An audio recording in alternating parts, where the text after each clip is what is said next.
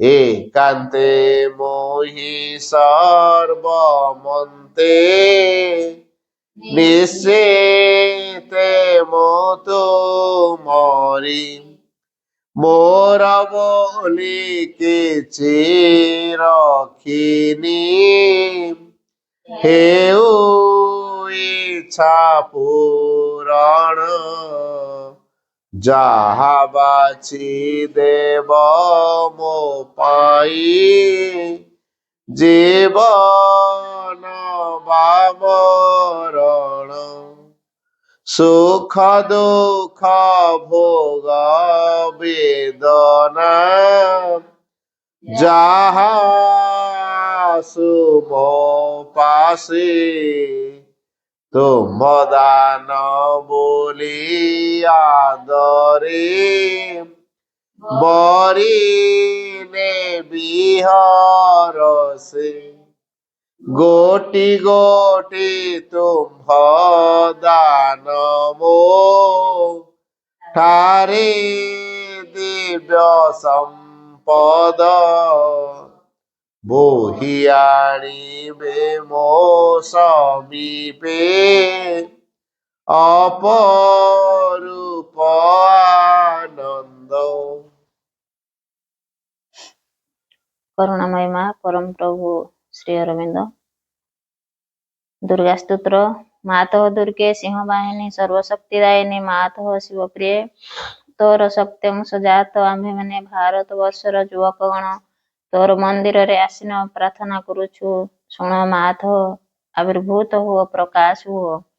मातः दुर्गे जुगे जुगे मानव शरीर रे अवतीर्ण होई जन्मे जन्मे तोर ही कार्य करी तोर आनंद धाम रे फेरी जाऊ एथर भी जन्म होई तोहरी कार्य रे ही आम्भे माने व्रती शुण मातः एही भारत वर्षे सहाय हुओ।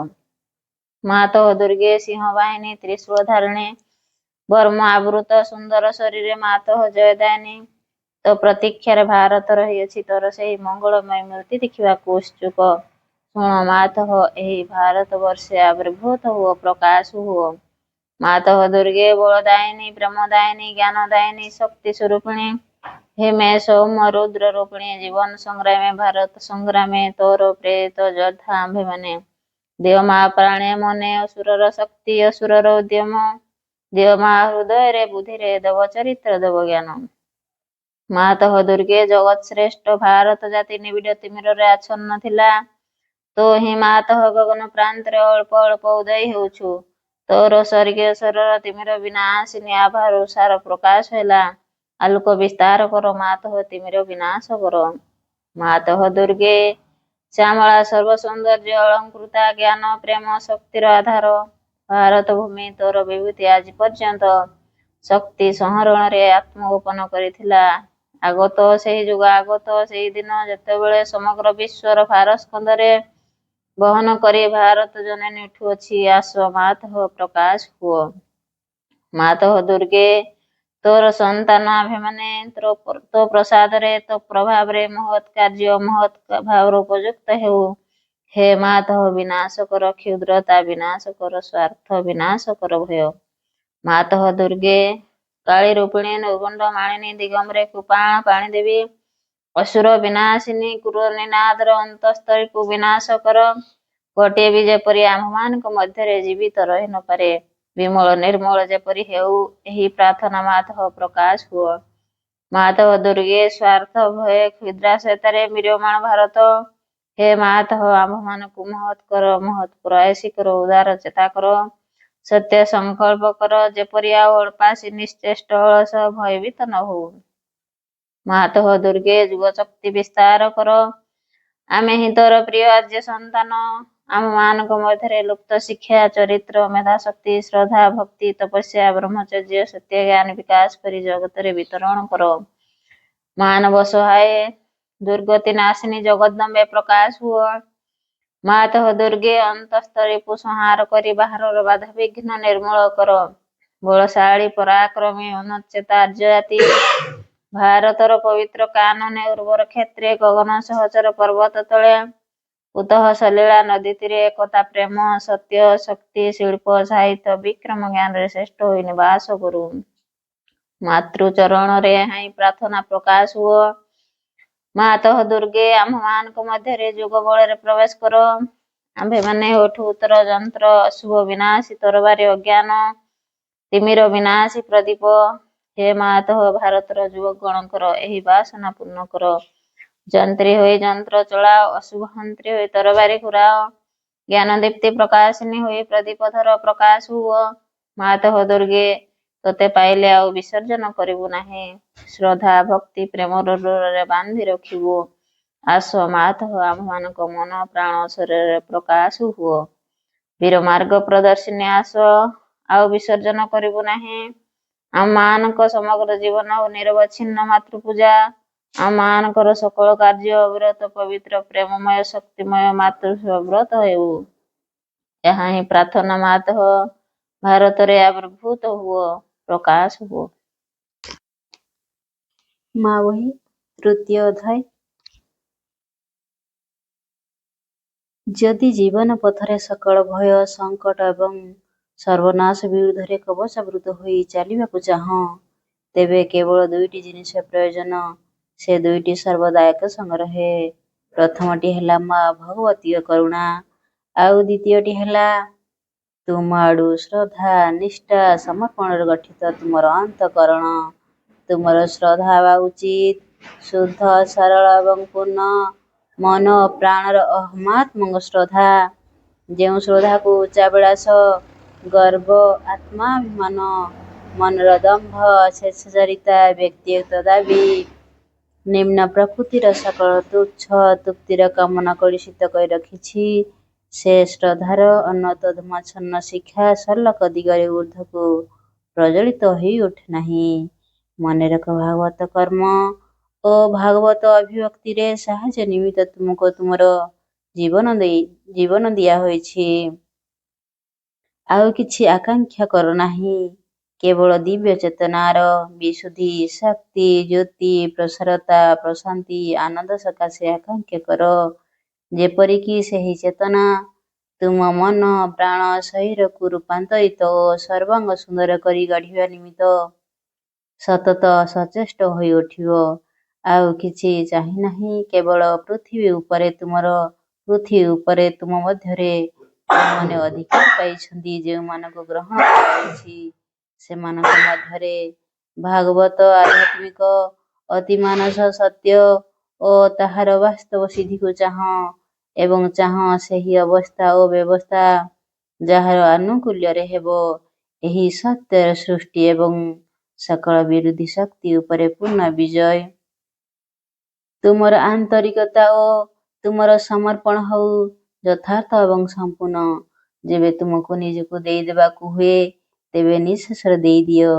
କୌଣସି ଦାବୀ କୌଣସି ସର୍ତ୍ତ କୌଣସି କୁଣ୍ଠିତ ଭାବ ରଖ ନାହିଁ, ଯଦ୍ୱାରା ତୁମର ସକଳ ବସ୍ତୁ ଦିବ୍ୟଜନଙ୍କର ହୋଇଯିବ। ଅହଙ୍କାର ପାଇଁ ଅଥବା ଅନ୍ୟ କୌଣସି ଶକ୍ତିକୁ ଦେବା ସକାଶେ ଯେପରି ଆଉ କିଛି ଅବଶିଷ୍ଟ ନଥିବ। ତୁମର ଶ୍ରଦ୍ଧା ତୁମର ଆନ୍ତରିକତା ଓ ସମର୍ପଣ ଯେତେ ପୂର୍ଣ୍ଣତର ହେବ, ମାଙ୍କ କରୁଣା ଅଭୟ ସେତେ ହିଁ ଘେରି ରହିବ। ଯଦି ମା ଭଗବତୀଙ୍କ କରୁଣା ଓ ଅଭୟ ତୁମ ସଙ୍ଗେ ରହିଛି, ତେବେ ଆଉ ଏପରି କ'ଣ ଅଛି ଯାହା ତୁମକୁ ସ୍ପର୍ଶ କରିବ ବା ଆଉ କାହାକୁ ତୁମେ ଭୟ କରିବ? ଏହି କୃପାରୁ ଅଳ୍ପ ଟିକିଏ ବି ତୁମକୁ ସକଳ ବାଧା ବିପତ୍ତି ଓ ସଙ୍କଟରୁ ପାର କରିଦେବ। ତାଙ୍କର ପୂର୍ଣ୍ଣ ଉପସ୍ଥିତି ଯଦି ତୁମକୁ ଆବୃତ କରି ରଖେ, ତେବେ ନିରାପଦରେ ତୁମ ପଥରେ ତୁମେ ଚାଲି ଯାଇପାରିବ। କାରଣ ସେ ପଥ ହେଲା ମାଙ୍କର। ଏ ଜଗତରେ ହେଉ ବା ଅଦୃଶ୍ୟ ଜଗତ ସମ୍ମୁଖରେ ହେଉ, କୌଣସି ଶତ୍ରୁ ଶକ୍ତି ତାହା ଯେତେ ଶକ୍ତିଶାଳୀ ହେଉନା କାହିଁକି ତୁମକୁ ସ୍ପର୍ଶ କରିପାରିବ ନାହିଁ। କୌଣସି ବିଭୀଷିକା ତୁମ ଚିନ୍ତାର କାରଣ ହୋଇପାରିବ ନାହିଁ।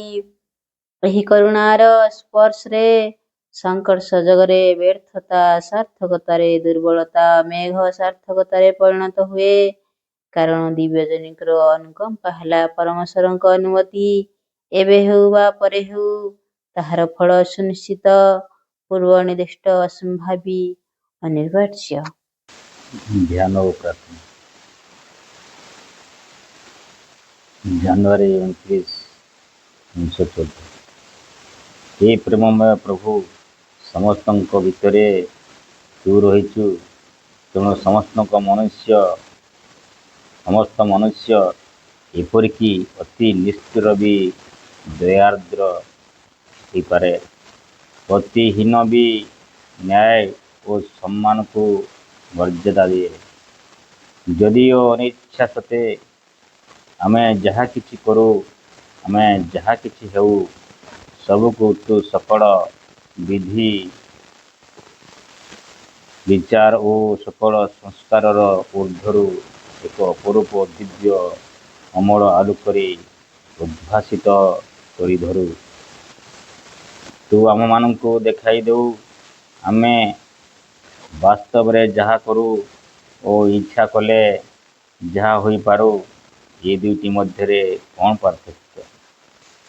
ସମସ୍ତ ଅମଙ୍ଗଳ, ଅନ୍ଧକାର ଓ ଅଶୁଭ ଇଚ୍ଛା ବିରୁଦ୍ଧରେ ଛିଡ଼ା ହୋଇଛି ତୋର ଅନତିକ୍ରମଣୀୟ ସୀମା। ସକଳ ହୃଦୟରେ ତୁ ହେଉଛୁ ଭବିଷ୍ୟତ ଓ ସମ୍ଭାବ୍ୟ ସିଦ୍ଧି ସକଳର ଜ୍ୱଳନ୍ତ ଆଶା। ମୋ ହୃଦୟର ବ୍ୟାକୁଳ ପୂଜା ତୋତେ ଅର୍ପିତ।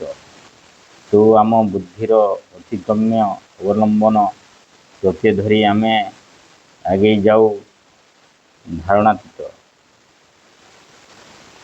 କଳ୍ପନାତୀତ ମହାନ ଐଶ୍ୱର୍ଯ୍ୟ ଆଡ଼କୁ, ଯାହା କ୍ରମଶଃ ଆମ ନିକଟରେ ପ୍ରକଟ ହେଉଥିବ। ମା ଆମକୁ ଜୀବନ ପଥେ ନିଅ ଚଳାଇ, ଚାଲିବୁ ତୁମରି ସାଥେ ପାଦ ମିଳାଇ। ମା ଆମକୁ ଜୀବନ ପଥେ ନିଅ ଚଳାଇ, ଚାଲିବୁ ତୁମରି ସାଥେ ପାଦ ମିଳାଇ।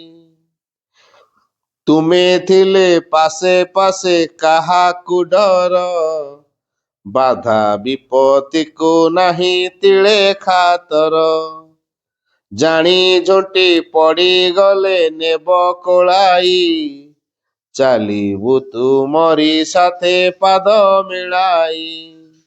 ମା ଆମକୁ ଜୀବନ ପଥେ ନିଅ ଚଳାଇ, ଚାଲିବୁ ତୁମରି ସାଥେ ପାଦ ମିଳାଇ।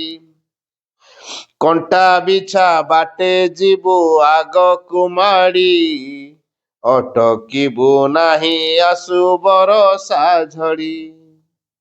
ପାରିବନି ଆମକୁ ମା କିଛି ଟଳାଇ, ଚାଲିବୁ ତୁମରି ସାଥେ ପାଦ ମିଳାଇ। ମା ଆମକୁ ଜୀବନ ପଥେ ନିଅ ଚଳାଇ, ଚାଲିବୁ ତୁମରି ସାଥେ ପାଦ ମିଳାଇ। ଘନ ଘୋର ଅନ୍ଧାରକୁ ମାନିବୁ ନାହିଁ, ଆଗୁସାର ହେବୁ ସଦା ସାହସ ନେଇ। ଦିଅ ଆମ ହୃଦେ ତୁମ ଦୀପ ଜଳାଇ, ଚାଲିବୁ ତୁମରି ସାଥେ ପାଦ ମିଳାଇ।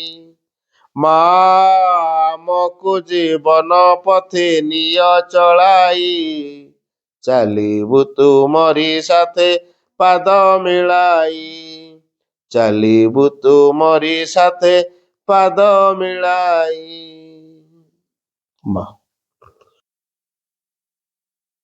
প্রণাম আর the lotus feet of the divine mother।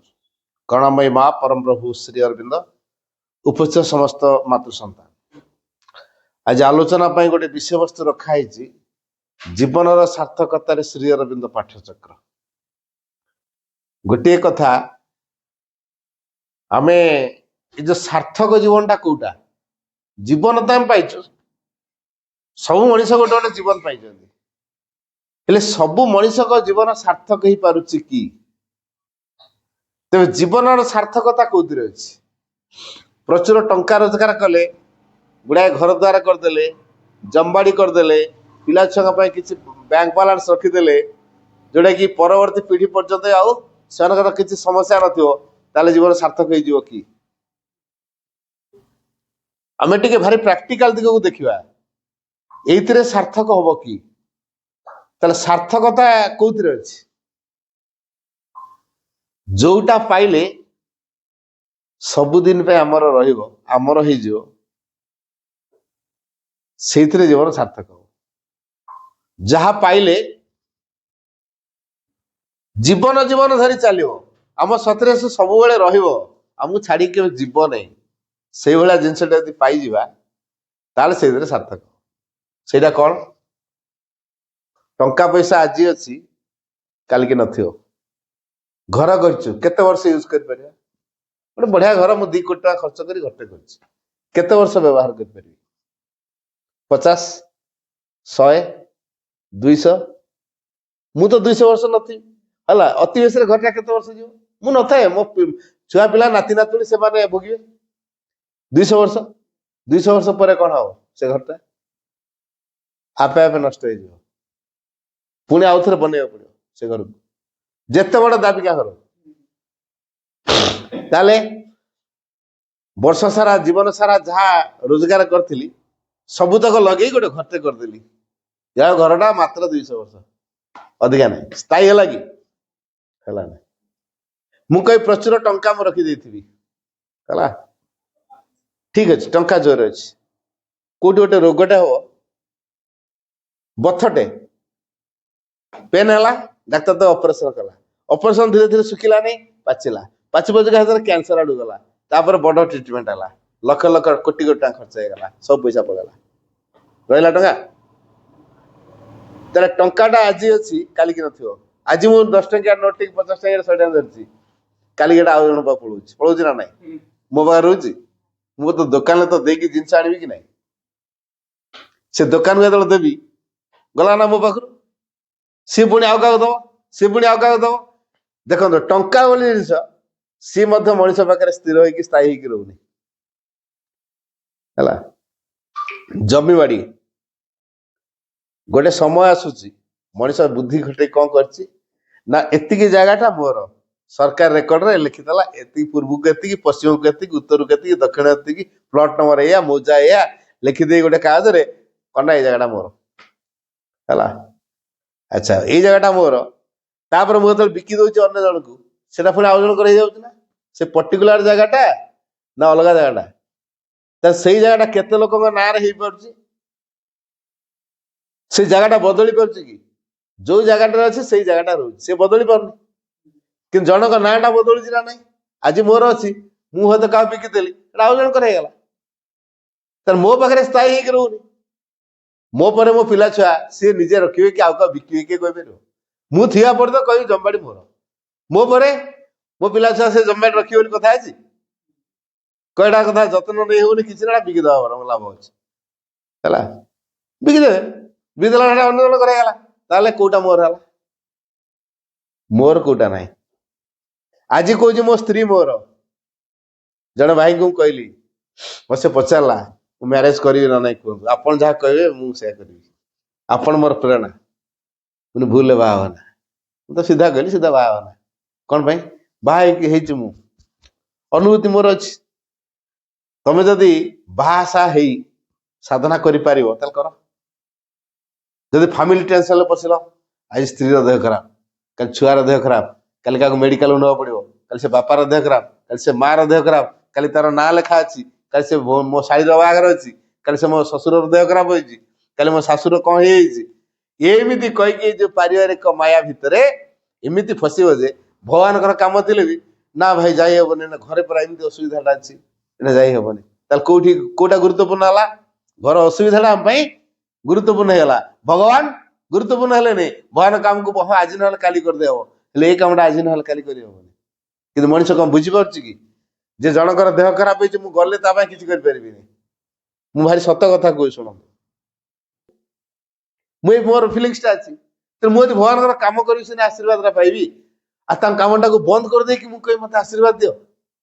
ଆଗରୁ ପୁଣି ସ୍ଥିର ହେଇଛି କ୍ୟାମ୍ପ, ମୋ ନାଁ ବାହାରିଛି, ମୁଁ ହିଁ ଅର୍ଗାନାଇଜ କରି, ସେଠି ଆଉ କେହି ନୁହନ୍ତି, ଏକୁଟିଆ ମୁଁ ଶିବିରଟା ଅର୍ଗାନାଇଜ କରି, ମୁଁ ଯଦି ନ ରହିବି ଶିବିର କଣ ହବ? ଫିକା ହେଇଯିବ।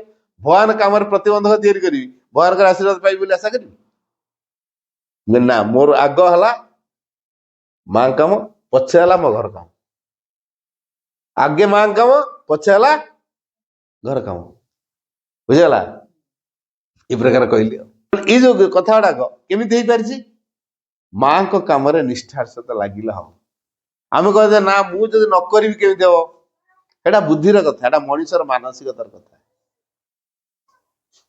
मु न कले मध्य से कथा हो पार केत हम जदि भगवान पूर्ण भरोसा थाए पूर्ण निर्भरता थाए जोटा मु करी माँ से तेणु जीवन सार्थकता कौन अच्छी ये भगवान सहित जोड़ी होगी जीवन बंचा भगवान सहित सब जोड़ी होगी जाफल कौन धर मुझे जलुची मुझे अन्य जन सहित जोड़ी हो क्या गोटे कैंडल सहित जोड़ी सी जलिब ना ना निश्चय जलियो तेणु मुझे दिव्य चेतना बढ़ी उठुची अन्य मान दिव्य चेतना प्रेरणा दे पारि ना नहीं अनेक लोक भगवान को डाकतु भगवान को नाम जप करंतु भगवान को भरोसा करंतु आनंद पाइबे मुझे भगवान डाकुची आनंद ना पाऊँ तेणु मु कौन चाहिए अन्य मानी भगवान डाकती आनंद पातु तेल आनंदर बाटटा मत जो मालूम अच्छी भगवान को डाकिले भगवान को पाइले भगवान को सेवा कले आनंद मिले तेल मु समस्त से कथा कही तो भगवान सेवा कर आनंद पाइब भगवान को सेवार लगे तुम सुरक्षित हो भगवान को उपस्थित बलवती कर तुम सब दिव्य आनंद भितर बुड़ी की रही तुम जीवन सार्थक हो जीवन सार्थकता कौन अच्छी भगवान सहित जोड़ी हबार आ भगवान को बाद देके आम जहाँ करवा से सार्थकता आनदबनी सफलता आनदबनी टंका पैसा गोटे रोजगार करा घर द्वार करदे जमबाड़ी गोटे करदे कोठाबाड़ी करदे पैसा बैंक बालांस करदे भल खाଇବା भल पिंधा भल घर रहा बास लाइफ एंजॉय हो गला सफल मिलगला किंतु कहीपर कि भगवान मिल जाए प्रचुर टंका हेले भगवान मिलती हम समझते खाली पैसा पागल पैसा नहीं तो भगवान नहीं भगवान या कि जार पैसा नहीं भगवान नहीं बरं पैसा थी लोक पाखे भगवान नथिबे दूरे जाइए बुझी पैसा नथिया लोक पाखे भगवान सब थे सब तार कौन खाଇବା कथाटा हम से कथा भगवान स्थिर करुवे से कुआडे जीव से कथा भगवान स्थिर करुवे से कि काम कर भगवान स्थिर करुवे तेणु जहाँ जीवन दायित्व भगवान नहीं जीवन फेलुअर कथाटा अच्छी लाइफ रे तार फेलुअर ना भगवान जहाँ परिचालित करेंगे जीवन फेलुअर ना इटा मु मनरू कहनी श्री अरविंद लिखिं his failure is not failure whom God leads बाणी कौन कहली his failure is not failure whom God leads तार विफलता विफलता नुहे जहाँ को भगवान परिचालित कर भगवान चालना करू जब भूल बाटे गला आम भूल भाया देखा जाऊँ कि भगवान एटा भूल नुह सी ठीक बाट नौ आमको भूल भाया देखा जाऊँ महाकाल फल गोटे अच्छी पूरा लाल टकटक देखा जाए बाहर देखले जन अट्राक्ट हो क्रिकेट बॉल भाया बढ़ुटे पूरा लाल देखले जन अट्राक्ट हो आकर्षित हो फलटा बढ़िया नेबी पेटी भांगी तो पूरा अंगार भाया कला भितर उपरटा लाल भाई लाल पूरा सुंदर भीतर बड़ा अंगार है जेहेतु ऊपर हूँ लाल देखा सुंदर कि भितर बड़ा अंगार एटा हूँ छलना है माँ एते मिलती ना भगवान एते मिलती छलना कले भगवान मिले ना मु प्रकृति यदि भगवान को भल पाऊँ मु जो अवस्था अच्छे से अवस्था डाक भगवान आसते नुआ ड्रेस पिंधि पूरा चिकन चाकन हो पाउडर फाउडर बोली जी क्या भगवान मैंने पसंद करें ना है कि पूरा हिरो हो जी भगवान पाक देख माँ आस देख देखी पार चिन्ह पार तो मु फिटफाट रे अच्छी ना ना हाँ ये हिरो भाई आठ कहे से कोतरा छाड़ तू नुह मो पिला कहे भगवान पाखे ये प्रकार न था देखिए को सुंदर नाला कौन है भितर भाव से पूरा निबिड़तम भाव रखी भगवान कौन थे जे निबिड़तम भाव रखी बाहर चिकन चाकन से करूनी कि भितरटा से सजी भितरटा को सुंदर करता को सजाड़ी भितर भाव ठीक रखी बाहर से देखा होनी कौन हम भगवान मिले ତେଣୁ ବାହାରେ ଚାକଚକ୍ୟତାକୁ ଦେଖିକି ଭଗବାନ ଆସନ୍ତି ନାହିଁ, ଭଗବାନ ମିଳନ୍ତି ନାହିଁ। ଆମେ ଖାଲି ବାହାରେ ଚାକଚକ୍ୟ କରୁଛୁ। ଗୋଟେ ମଜା କଥା କହୁଛି, ସତ ଘଟଣାଟେ।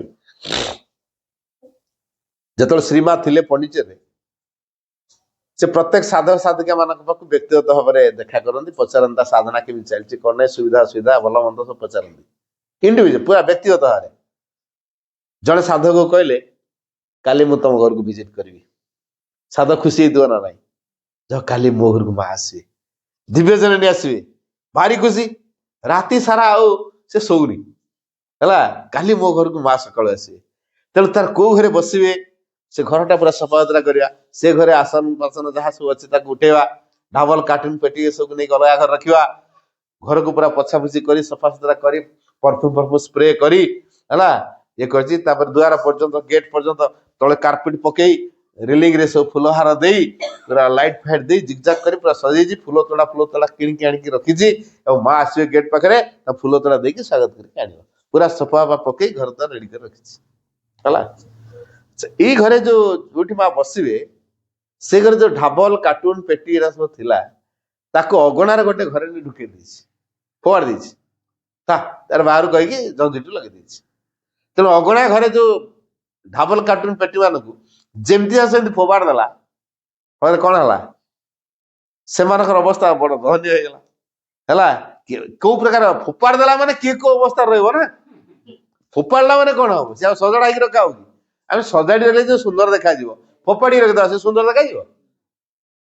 ସେମାନେ ମାଙ୍କୁ ଯାଇ କହିଲେ, ଢାବଲ କାର୍ଟୁନ ପେଟି ମାନେ, ମା ଦେଖ, ତମେ ଆସୁଛ ବୋଲି ତମ ପାଇଁ ଘର କେଡ଼େ ସୁନ୍ଦର ଚିକଣ ଚାକଣ କରିଦେଇଛି, ଅଥଚ ଆମକୁ ଫୋପାଡ଼ି ଦେଇକି କଣ କରିଛି। ଏଇ ଯୋଉ ଘର ଭିତରେ ଆମକୁ ଫୋପାଡ଼ି ଦେଇଛନ୍ତି, ଆଉ କୋଉ ଅବସ୍ଥା ଭିତରେ ଆମେ ଅଛୁ ଟିକେ ଦେଖ, ଆମେ କି ଦୟନୀୟ ଅବସ୍ଥାରେ ଅଛୁ, ବଡ କଷ୍ଟରେ ଆମେ ଅଛୁ। କହିଲା ହଉ ଠିକ ଅଛି, ଯିଏ କଷ୍ଟରେ ଅଛି ଆଗେ ତାକୁ ଦେଖିବେ ନା ନାହିଁ। ବାଟରେ ଆସୁଛନ୍ତି ଜଣେ ଲୋକ କଷ୍ଟ ମିଳିଯାଉଛି, ତାକୁ ଆଗେ ଉଠେଇବେନି। ତେଣୁ ଆଗ ଢାବଲ କାର୍ଟୁନ ପେଟି ମାନଙ୍କୁ ପାଖକୁ ଗଲେ, ଜଞ୍ଜିଟି ଖୋଲିଦେଲେ, ଦେଖିଦେଇକି ଆସିଲେ, ହଁ ସତରେ ତ, କିଏ ଚକ୍ରାସନରେ, କିଏ ବଜ୍ରାସନରେ, କିଏ ଶୀର୍ଷାସନରେ ସବୁ ଅଛନ୍ତି, ବୁଝିହଉଛି। ତାଙ୍କ କିଏ ତଳପଟିଆ, କିଏ କଡେଇକି ଅଛି, କିଏ ଢଳେଇକି ଅଛି, କିଏ ଉପର ପଟିଆ ଅଛି, କିଏ ତଳପଟିଆ ଅଛି, ଏଇଭଳି ଅବସ୍ଥାରେ ସବୁ ଅଛନ୍ତି, ହେଲା। ମା ଟିକେ ଗଲେ, ତାଙ୍କ ଦୃଷ୍ଟି ପକେଇ ଦେଇକି ଆସିଲେ। ତାପରେ ଜଞ୍ଜିଟୁ ଲଗେଇଦେଲେ, ଆସିକି ସେଇ ଘରେ, ଯୋଉ ଘରେ ସେ ସଜେଇଥିଲା ବସିବା ପାଇଁ ମା, ସେଠି ବସେ। ଇଏ ଆସିକି, ମା ଆସିକି ଘରେ ବସି ସାରିଲେଣି, ସିଏ ଜାଣେ, ସେ ତ ଗେଟ୍ ପାଖରେ ଅନେଇଛନ୍ତି ମା କେତେବେଳେ ଆସିବେ, ଫୁଲ ତୋଳା ଦେବି, ସ୍ୱାଗତ କରିକି ଆଣିବି।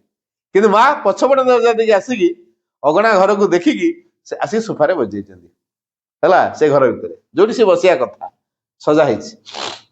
ତାପରେ କଣ ମା କଣ ଏତେ ଡେରି କରୁଛନ୍ତି, ମାଙ୍କର ଆଜିକାଲି ଗୋଟେ ସମୟ ଜ୍ଞାନ ରହୁନି ବୋଧେ। ମତେ ଏତେବେଳେ, ମୁଁ କେତେ ଘଣ୍ଟା ସକାଳଠୁ ଜଗିଛି, ଏପର୍ଯ୍ୟନ୍ତ ଆସୁନାହାନ୍ତି। ହେଡୁ ଡ୍ରଇଂ ରୁମ୍ ଯୋଉଠି ବସିବା କଥା ସେଇ ଘରକୁ କଣ କାମ ପଡିଲା ଟିକେ ପଳେଇ ଆସିଲେ। ଦେଖିଲା ମା ଆସିଛନ୍ତି। ମା ପୁଣି କେତେବେଳେ, ନା ମୁଁ ତ ବହୁତ ବେଳଠୁ ଆସିଲିଣି। ମା ମୁଁ କୋଉ ପଟେ ଆସିଲେ, ମୁଁ ତମର ସେ ପଛପଟ ଦରଜା ଦେଇକି ଆଇଲି। ହେଲେ ମା ମୁଁ ସାମ୍ନା ପଟ ଦରଜାରେ ଜଗିଛି ଗେଟ୍ ପାଖରେ, ଫୁଲ ତୋଳା ଦେଇକି ଆପଣଙ୍କୁ ସ୍ୱାଗତ କରି ଆଣିବି ବୋଲି, ଆଉ ଆପଣ ପଛପଟ ଦରଜା ଦେଇକି ଆଇଲେ। କଥା କଣ କି, ତମ ପାଖକୁ ଆସିଛି ବୋଲି ଯେତେବେଳେ ଜାଣିଲେ ଢାବଲ କାର୍ଟୁନ ପେଟି ମାନେ, ସିଏ ମତେ ତାଙ୍କ ଅବସ୍ଥା କଥା ଜଣେଇଥିଲେ।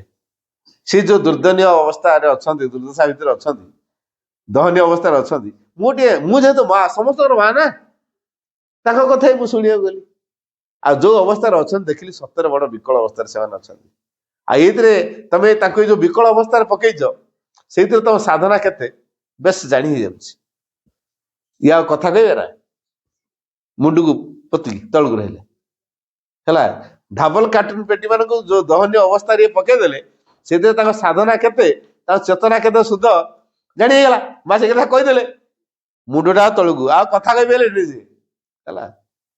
ମା କହିଲେ ଦେଖ, ତମେ ପ୍ରକୃତିରେ ଯାହା, ଆଜି ମୁଁ ଆସିଛି ବୋଲି ତମେ ଏତେ ସଜେଇଛ, ସବୁଦିନ ଏମିତି ସଜାଅ, ସବୁଦିନ ଏମିତି କର ନା। ମୁଁ ସେଇ ମା, ତମେ ପ୍ରକୃତିରେ ଯେମିତି ଠିକ ସେଇଭଳିଆ ହେଇକି ମୋ ପାଖକୁ ଆସ, ତାହେଲେ ମୁଁ ଭଲ ପାଇବି, ହେଲା। ଆଉ ତ ମୋ ପାଖକୁ ଆସ ବୋଲି ଚିକଣ ଚାକଣ ହିରୋ ହେଇକି ପଳେଇ ଆସିଛ, ତାପରେ ସଇଲେ ତାର ଯୋଉ ବଦମାସିଆକୁ ସେ ବଦମାସିଆ ହେଇଛ। ଏଇଟା ନୁହେଁ, ଏଇଟା ଛଳନା। ତେଣୁ ବାହାରକୁ ଦେଖେଇବା ଗୋଟେ ପ୍ରକାର, କରିବା ଆଉ ଗୋଟେ ପ୍ରକାର। ଏଇ କଥାଟା ମା ପସନ୍ଦ କରନ୍ତି ନାହିଁ। ତାହେଲେ ମା ଆମ ଜୀବନ ସାର୍ଥକ କେମିତି ଦେବ? ତେଣୁ ଆମ ଜୀବନକୁ ସାର୍ଥକ କରିବାକୁ ହେଲେ ଆମେ କେବେ ଛଳନାକୁ ପ୍ରଶ୍ରୟ ଦବାନି।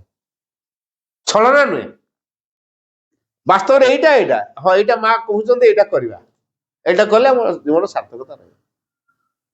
ହଁ ମା ଗୋଟେ ତାକୁ କଣ କହିଦେଲେ ନା, ଆଉ ତା ପାଇଁ କହିଦେଲେ କଣ ମୋ ପାଇଁ ହବ ନା ଚେତନାଗତ ସ୍ଥିତି ପାଇଁ ମା ସବୁବେଳେ କିଛି କିଛି କହିଥାନ୍ତି। କାହାର କୋଉ ପ୍ରକାର ଧାରାରେ ପ୍ରଗତି ହବ, କିଏ କେମିତି ଭାବରେ ତାର ଯୋଉ ପାର୍ଥିବ ଜୀବନ ସହିତ ଯୋଉ ବନ୍ଧନ ଅଛି ସେ ବନ୍ଧନରୁ କେମିତି ମୁକ୍ତ ହବ, ଉଦ୍ଧାର କେମିତି ପାଇବ, ମା ସେ ବାଟ ତିଆରି କରିଥାନ୍ତି। ତେଣୁ ଆମେ ଯୋଉ ପାରିବାରିକ ଜୀବନରେ ଯୋଉ ବନ୍ଧନ ଭିତରେ ଅଛୁ, ବନ୍ଧନ ମୁକ୍ତ ନ ହବା ପର୍ଯ୍ୟନ୍ତ ଜୀବନ ସାର୍ଥକ ହବ? ବନ୍ଧନ ମୁକ୍ତ କେମିତି ହବା? ଯୋଉ କଥାଟା ଆମେ ମୁଣ୍ଡେଇଛୁ ସେଟା ମାଙ୍କୁ ଧରେଇଦବା। ଯୋଉ ପରିବାରଟା ମୋର ବୋଲି କହୁଛୁ ସେ ପରିବାରଟା ମାଙ୍କର କରିଦବା। ଯୋଉ ପରିବାର ମୁରବୀ ମୁଁ ବୋଲି କହୁଛି ସେ ପରିବାର ମୁରବୀ ମାଙ୍କୁ ବନେଇଦବା। କେମିତି କରିବା? ସହଜ କଥା ଏଟା? ସହଜ କଥା କି? ସହଜ କଥା ନୁହେଁ, କିନ୍ତୁ ଅସମ୍ଭବ ବି ନୁହେଁ। ସହଜ କଥା ନୁହେଁ ଠିକ, କିନ୍ତୁ ଅସମ୍ଭବ ନୁହେଁ, ନିଶ୍ଚୟ ସମ୍ଭବ ହେଇପାରିବ। କେମିତି ହବ? ଯଦି ଆମେ ଏଇ ମା ଓ ଶ୍ରୀ ଅରବିନ୍ଦଙ୍କର ଫଟୋଟିଏ ଘରେ ରଖିବା, ଶ୍ରଦ୍ଧାରେ ଫୁଲ ଟିକେ ଦଉଥିବା, ଧୂପ ଟିକେ ଦଉଥିବା, ପ୍ରଣାମ ଟିକେ କରୁଥିବା, ଜପ ଟିକେ କରୁଥିବା, ମା ମା ବୋଲି ଡାକୁଥିବା, ଆଉ ଅନୁଭବ ରଖିବା ଯେହେତୁ ଇଏ ହଉଛନ୍ତି ଦିବ୍ୟ ଜନନୀ ଆଦିମାତା ଆଦ୍ୟା ଶକ୍ତି, ଏ ଘର ଆଜିଠୁ ଆଉ ମୋର ନୁହଁ, ତାଙ୍କର। ତାର ମୁଁ ସେ ଘରର କଣ? ସେବକ। ଘରର ମାଲିକ କିଏ? ମା ଶ୍ରୀ ଅରବିନ୍ଦ। ଆଉ ମୁଁ ସେ ଘରର କଣ? ସେ ମା ଶ୍ରୀ ଅରବିନ୍ଦଙ୍କ ଘରର ମୁଁ ହଉଛି ଜଣେ ସେବକ। କୋଉ କାମ ଦିଆ ହେଇଛି? ଦୋକାନରେ ବିକ୍ରି କରିବା, ଚାଷବାସ କାମ କରିବା, ରୋଷେଇ କାମ କରିବା, ବାସନ ମାଜିବା, କୁଣିଆ ମୈତ୍ର କଥା ବୁଝିବା, ଲୁଗାପଟା ସଫା କରିବା, ଛୁଆ ପିଲାଙ୍କୁ ଖାଇବାକୁ ଦେବା, ବାଡି ବଗିଚା କାମ କରିବା, ବୁଝିବୁଝି ଘରର ଯାବତୀୟ କାମ ଏଗୁଡା ହେଲା ସେବା। କାହାର କାମ ଏଟା? ମାଙ୍କର କାମ। ମତେ ଦିଆ ହେଇଛି କରିବା ପାଇଁ। ତେଣୁ ମୁଁ କରିବାର ଆନନ୍ଦ ନେବି। କଣ ମିଳିବ ନ ମିଳିବ ମୋର ଯାଏସ ନାହିଁ। ମୁଁ ମାଙ୍କ ସେବା କରିବାରେ ଆନନ୍ଦ ନେବି। ମତେ ମିଳିବ କଣ ଆଗ ପଚାରେ, ଆଚ୍ଛା ମୁଁ ସେ କାମଟା କରିବି ମତେ ମିଳିବ କଣ? ନା କିଛି ମିଳିବନି। କିଛି ମିଳିବନି, ଛାଡ ମୁଁ ଯିବିନି। ହେଲା, କିଛି ମିଳିବନି ହେଲେ ମୁଁ ଯିବି ନାହିଁ। ମଣିଷ ସବୁବେଳେ ଏଇ କଥା ହିସାବ କରୁଛି ନା ନାଇଁ? ଯଦି ମିଳିବ କଣ କହି ଦିଆଯିବ, ଚାଲ ଚାଲ ଏଇ ଧର ପାଚେରୀଟି ବସିଛ, ହଠାତ୍ ଜଣେ ସେଠି ଡିକ୍ଲେୟାର କଲା, ପ୍ରିୟ ଭାଇ ଓ ଭଉଣୀ ମାନେ, ପ୍ରତ୍ୟେକ ଆଧାର କାର୍ଡ ହୋଲ୍ଡରଙ୍କୁ ସରକାର 1 ଲକ୍ଷ ଟଙ୍କା ଲେଖାଏଁ ପ୍ରଦାନ କରୁଛନ୍ତି, ତୁରନ୍ତ ଆସି ରେଜିଷ୍ଟ୍ରେସନ କରାନ୍ତୁ, ଆଉ ଆସନ୍ତା କାଲି ଶେଷ ତାରିଖ। କୁହନ୍ତୁ ଏଇଠି ଆଉ ବସିବେ ନା? ଆଉ ଏଠି ବସିବେ? ପାର୍ଚରଟା ବରଂ ଆଜି ନହେଲେ କାଲି କରିଦବା। ଆଗେ ଯାଇକି ନାଁଟା ରେଜିଷ୍ଟ୍ରେସନ କରିଦବା, ଆଧାର କାର୍ଡଟା ନେଇକି। 1 ଲକ୍ଷ ଟଙ୍କା କୋଉଠୁ ଆସେ? ବୁଝିବୁଝି? ଆଉ ପାର୍ଚରରେ ବସିବ? ବସିବ। ମୁଁ ଏଠି ବସିକି ପାର୍ଚର କରୁଛି, କଥା କହୁଛି, କିଛି ଗୋଟେ ଅସୁବିଧା ହେଲେ କହିଦେଇ, ବ୍ୟସ୍ତ ହୁଅ ନା, ମା ଅଛନ୍ତି। ଆମେ ସମସ୍ତେ ମାଙ୍କ ପାଖରେ ପ୍ରାର୍ଥନା କରିବା, ସେ ଠିକ ହେଇଯିବ। କହୁଛେ ହଠାତ୍ ମୋ ଘରୁ ଫୋନ ଆଇଲା, କୋଉଠି ଅଛ? ନା ପାର୍ଚରରେ। କଣ ହେଲା କି? ନା ଛୁଆଟା ସିରିୟସ ହେଇଗଲା, ମେଡିକାଲ ନିଆଗଲାଣି, କଣ ହେଇଛି ସେନ୍ସ ଆସୁନି। ତାପରେ ମୋ କଥା କହିପାରିବି ତ? କିନ୍ତୁ ଯଦି ମୁଁ ଭିତରେ ଷ୍ଟ୍ରଙ୍ଗ ଥିବି, ଯଦି ସେ କଥା ମା ବୁଝିବ ନା ମୁଁ ବୁଝିବି? ପରିବାର ମୁଖ୍ୟ ମା ବୁଝିବ ନା ମୁଁ ବୁଝିବି? ମୁଁ ଏଇ ଲାଇଟରେ ଯାଏ, ମୁଁ ଯେତେବେଳେ ପାର୍ସଲରୁ ଯାଏ, ଯାହା ଦରକାର ଆପ୍ଲିକେସନ ଏଠି ପକେଇବୁ ମାସନ୍ଦ ପାଖରେ, ମତେ ନୁହଁ। ଆଜି ତେଲ ନାହିଁ, ଡାଲି ନାହିଁ, ଆଳୁ ପନିପରିବା ନାହିଁ, ଲେଖ ଆପ୍ଲିକେସନ, ଚିଠି ଲେଖ।